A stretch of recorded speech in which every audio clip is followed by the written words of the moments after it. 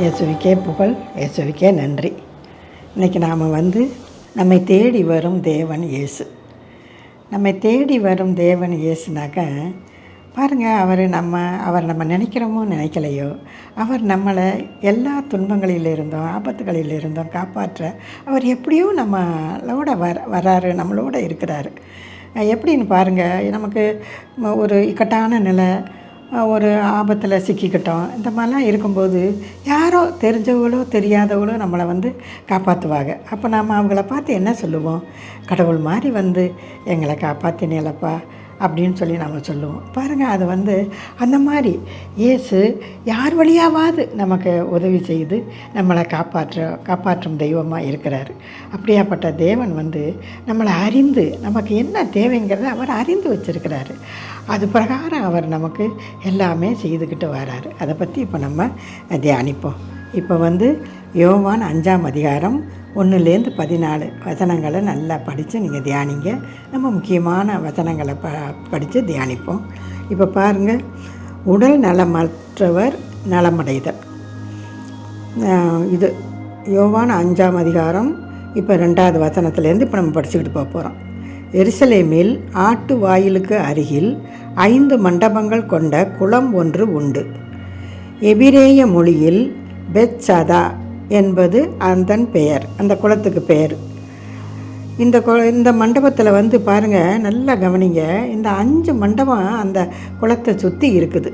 அந்த 5 மண்டபத்துலேயும் உடல் நலமற்றவர்கள் திரளாய் கூடியிருப்பார்கள்னு சொல்லிட்டு நாம் இங்கே படிக்கிறோம்.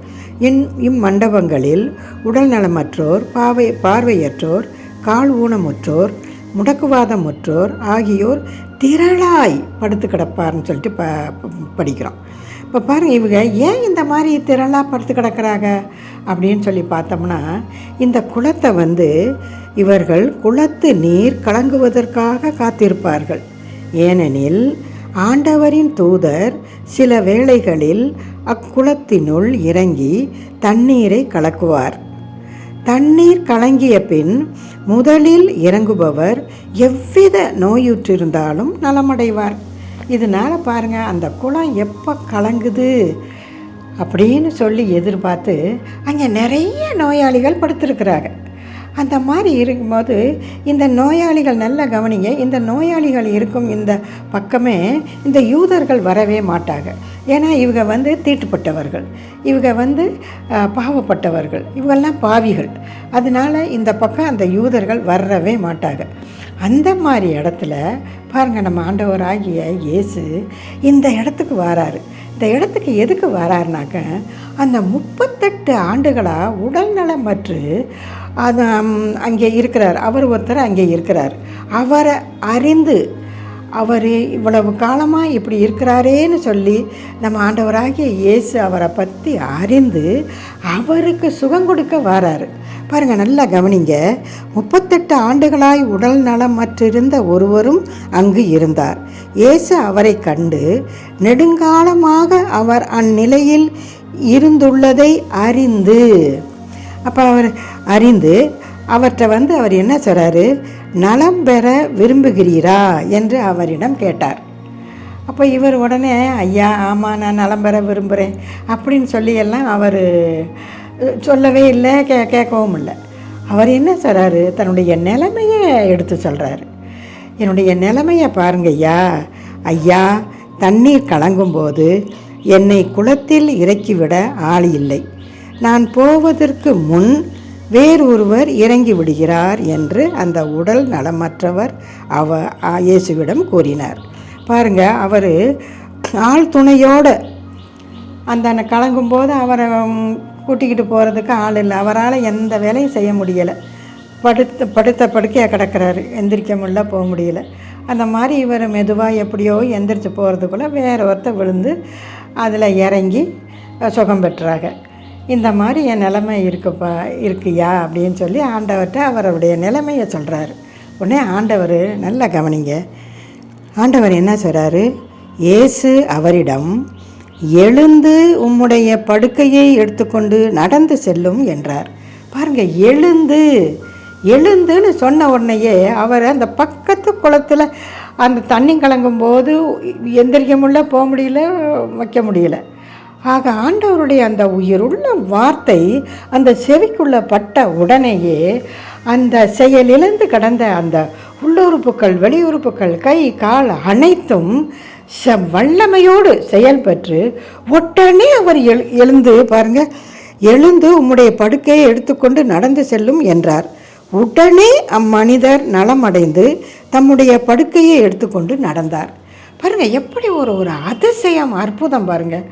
அவர் அந்த செயலிழந்து கிடந்த அந்த உறுப்புகள் எல்லாம் செயலாக்கி உச்சகட்டத்தில் வல்லமையோடு செயலாகுது. உடனே அவர் எந்திரிச்சு அந்த படுக்கையை எடுத்துக்கிட்டு நடந்து போய்கிட்டே இருக்கிறார்.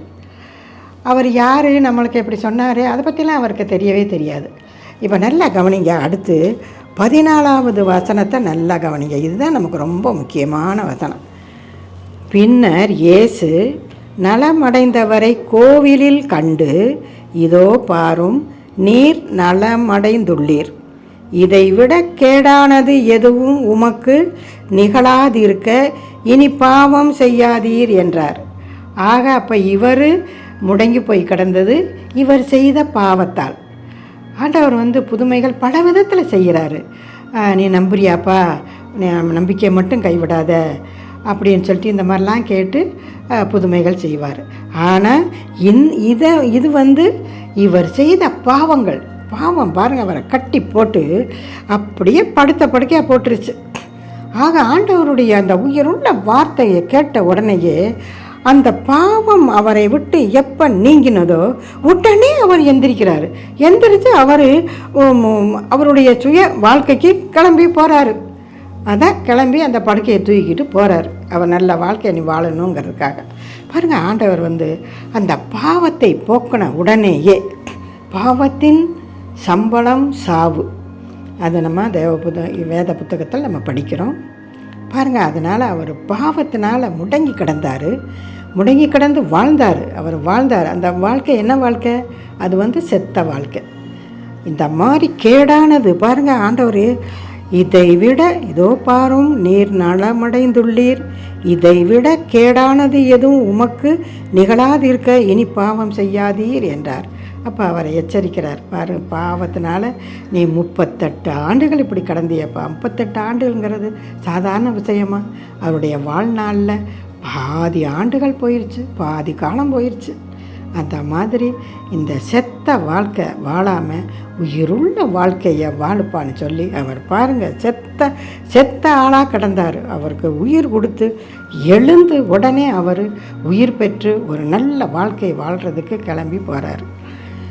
அப்புறம் பாருங்கள், இது இவருக்கு மட்டும் சொல்லலை, பாவம் செய்யாதீர்ன்ட்டு நம்ம ஒவ்வொருவரையும் பார்த்து ஆண்டவர் சொல்கிறார், நீங்கள் பாவம் செய்யாதீர்கள் தான் ஆண்டவர் நம்மள்கிட்ட கேட்டுக்கிட்டே இருக்கிறார். இப்போ பாருங்கள், அந்த ஆண்டவரே சொல்லும் பாவத்தை இப்போ நம்ம பார்ப்போம். மார்க் 7:20-23. மேலும் மனிதருக்குள்ளே இருந்து வருவதே அவர்களை தீட்டுப்படுத்தும். ஏனெனில் மனித உள்ளத்திலிருந்தே பரத்தமை, களவு, கொலை, விபச்சாரம், பேராசை, தீச்செயல், வஞ்சகம், காமவெறி, பொறாமை, பழிப்புரை, செருக்கு, மதிகேடு ஆகியவற்றை செய்ய தூண்டும் தீய எண்ணங்கள் வெளிவருகின்றன. தீயனவாகிய இவை அனைத்தும் உள்ளத்திலிருந்து வந்து மனிதரை தீட்டுப்படுத்துகின்றன என்றார். ஏசே சொல்கிறார், நம்ம உள்ளம் எப்போதுமே தூய்மையாக இருக்கணும். நம்ம உள்ளம் இருக்கும்போது அந்த உள்ளத்திலிருந்து வெளிவருவதே அந்த வாயின் சொற்கள். நம்ம உள்ளம் தூய்மையாக இருந்துச்சுனாக்க நம்மளுடைய வாயின் சொற்கள் கடவுளுக்கு ஏற்றதாக இருக்கும். நம்முடைய எண்ணங்களெல்லாம் அவருக்கு ஏற்ற சிந்தனையாகவும் எண்ணங்களாகவும் இருக்கும். நம்ம இவ்வளவு பாவம் நிறைந்த இந்த நெஞ்சத்தை வச்சுக்கிட்டு நம்மளுக்கு எதுவுமே நல்லது பேச முடியாது. இப்போ ஒருத்தரை பார்க்குறோன்னு வைங்க, அவங்கள நமக்கு ஏற்கனவே பிடிக்காமல் இருக்கலாம், ஏதோ நமக்கு ஏதோ செய்திருக்கலாம். அவளை பார்த்த உடனே நம்ம மூஞ்சி மாறின உடனேயே பாருங்கள், சரி இவன் மூஞ்சில் போய் முடிச்சேனே, இப்படியெல்லாம் நம்ம சொல்லுவோம். இந்த மாதிரி இந்த பாவத்தை நம்ம உள்ளத்தில் இருந்து அகற்றி ஆண்டவர் என்ன சொல்கிறாரு, நான் பரிசுத்தமாக இருப்பது போல் நீங்கள் பரிசுத்தமாக இருங்கங்கிறார். இதனால் இந்த பாவத்தில் இருந்து நம்ம முழுமையாக நம்மளை மாற்றி அமைப்போம். பொறாமைப்படுறது, செயல்கள் செய்கிறது, தீய பழக்க வழக்கங்கள், பிறரை பற்றி எப்போ பார்த்தாலும் புரணி பேச்சு, அவங்க இப்படி இவங்க இப்படின்னு தீர்ப்பிடுறது. இன்னமாக பாருங்கள், நம்ம உழைப்பின் பயனை மட்டும் உண்ணணும். நீ உழைப்பின் பயனைத்தான் நீ உண்பாயின்னு ஆண்டவர் நமக்கு திருப்பாடல் 128 சொல்கிறாரு. அதனால் நம்ம உழைப்பின் பயனை பெறுவோம். இந்த பக்கம் அந்த பக்கம் தேவையில்லாத வர்ற காசுக பொருளுக இதெல்லாம் நமக்கு நிலச்சே நிற்காது. பேராசை கொண்டு நம்ம இதெல்லாம் செய்யக்கூடாது. பேராசை பெரிய நஷ்டத்தை நமக்கு உண்டு பண்ணும். அதனால் இதையெல்லாம் நம்ம தவிர்ப்போம். நம்ம உள்ளத்தை தூய்மையாக வைப்போம். இன்னும் பாருங்கள், அந்த ரோமையர் 2ஆம் அதிகாரத்தில் 3-4 நம்ம படிப்போம். நீங்கள் மட்டும் கடவுளின் தீர்ப்பில் இருந்து தப்பித்து கொள்ளலாம் என நினைக்கிறீர்களா? அல்லது அவரது அளவற்ற பரிவையும் சகிப்புத்தன்மையையும் பொறுமையையும் ஏளனம் செய்கிறீர்களா? உங்களை மனமாற செய்வதற்கே கடவுள் பரிவு காட்டுகிறார் என்பது உங்களுக்கு தெரியாதா? பாருங்கள், நம்ம பாவத்திலேயே இருக்கிறோம், நம்ம அப்படி இப்படி வாழ்கிறோம், நாங்கள் நல்லாத்தானே வாழ்கிறோம் அப்படின்னு நம்ம நினச்சிக்கிட்டு இருக்கிறோம். ஆனால் ஆண்டவருடைய தீர்ப்புக்கு நம்ம அவருடைய தீர்ப்பாகிய தண்டனைக்கு தப்பி வைக்கவே முடியாது, நம்ம தப்பவே முடியாது. அதனால் நம்ம மனம் மாறியவர்களாக ஆண்டவருக்கு ஏற்ற செயலை செய்து அவருக்கு இந்த செயல்கள், இந்த பாவங்கள் அனைத்தையும் நம்ம விட்டு விலக்கி நம்ம இருக்கும்போது பாருங்கள், ஆண்டவருக்குள்ளே முழுமையாக இந்த பாவம்லாம் நான் செய்ய மாட்டேன் அப்படின்னு சொல்லிட்டு முழுமையாக நம்ம ஆண்டவருக்குள்ளே போகும்போது ஆண்டவர் சொல்கிறாரு, மீகா 7:19 ஆண்டவர் நம்ம மீது இரக்கம் காட்டுகிறார். நம்மளுடைய செயலை மிதித்து போடுகிறார். நம்முடைய பாவங்கள் அனைத்தையும் ஆழ்கடலில் தூக்கி எறிந்து விடுகிறார். இப்படி கூட அப்படி போடுறன்னு கூட சொல்லலை, அவர் தூக்கி எறிந்து விடுகிறார். தூக்கி எறிந்து விடுகிறார்னா நம்ம பாவங்கள் எப்பேற்பட்டதாக இருக்கட்டுமே, சின்ன பாவம் பெரிய பாவம் அப்படிலாம் இல்லை. தீமையினாலே அது பாவம் தான். அந்த பாவம் என்ன பாவமாக இருந்தால் கூட அவர் மனசில் வச்சுக்கிறவே மாட்டார். முற்றிலுமாக நம்மளை மன்னித்து நம்மளை சும்மா விடுவாருன்னு நினைக்கிறீங்களா? உடனே பாருங்கள், அவர் ஆக்காய் 2:19 சொல்கிறாரு, இன்று முதல் உன்னை நான் ஆசீர்வதிப்பேங்கிறார். இப்போவே நீ என் பிள்ளையா எல்லா கெட்ட குணங்களையும் விட்டுட்டு நீ என்னை அண்டி வந்துட்ட, உன்னை இன்றே நான் குணப்படுத்துவேன், உனக்கு இன்றே நான் ஆசீர்வாதத்தை பொழிவேன் அப்படின்னு சொல்லிட்டு அவர் நமக்கு வாக்குத்தத்தம் கொடுத்துருக்கிறார். பாருங்கள், இது ஆக்காய் 2:19 படித்து பாருங்கள். இன்னுமாக பாருங்கள், 34 திருப்பாடல் கடவுளின் கருணையை புகழ்தல். ஆண்டவர் ரொம்ப கருணை மிக்கவர். அந்த திருப்பாடல் ஃபுல்லாக நல்லா படித்து தியானிங்க. இதில் நம்ம இது 12, 13, 14 படிப்போம். வாழ்க்கையில் இன்பம் காண விருப்பமாக, வாழ்வின் வளத்தை தூய்க்குமாறு நெடுநாள் வாழ நாட்டமாக. எல்லாமே நமக்கு நெடுநாள் வாழணும், நல்லா இன்பமாக வாழணும், சமாதானமாக வாழணும்னு தானே நம்ம நினைக்கிறோம். அப்போ ஆண்டவர் சொல்கிறத நம்ம கேட்கணும். அடுத்து அவர் என்ன சொல்கிறாரு, அப்படியெனில் தீச்சொல்லி நின்று உன் நாவை காத்திடு, வஞ்சக மொழியை உன் வாயை விட்டு விலக்கிடு, தீமையை விட்டு விலகு, நன்மையே செய், நல்வாழ்வை நாடு, அதை அடைவதிலேயே கருத்தாயிரு, நல்வாழ்வை நாடு. பாருங்கள், நம்ம இந்த மாதிரி நம்ம பாவ செயல்கள் இதுகளையெல்லாம் நம்ம விட்ட பிற்பாடு இப்படி ஒரு பெரிய ஆசீர்வாதத்தை நமக்கு கொடுக்குறார் ஆண்டவர். நல்வாழ்வை நாடுனாக்க ஆண்டவரோடு இணைந்து வாழும் வாழ்க்கை. பாருங்கள், அவர் 38 ஆண்டுகளாக வாழ்ந்தார், செத்தா போனார், நல்லா உயிராக தான் இருந்தார். ஆனால் அவருடைய வாழ்க்கை என்ன வாழ்க்கையாக இருந்தது? செத்த வாழ்க்கையாக இருந்தது. யாருக்கும் பிரயோஜனம் இல்லை, ஒன்றும் இல்லை. சாத்தானுடைய பிடியில் அவர் அடிமையாக கிடந்தார். ஆண்டவர் அவர் பாவத்தை போக்கின உடனேயே, அந்த பாவம் போன உடனேயே எழுந்தார், புதிய நிலை வாழ்வுக்கு சென்றார். நல்ல வாழ்க்கையை ஆண்டவர் அவருக்கு கொடுத்து பாவம் செய்யாதேன்னு எச்சரித்தார்.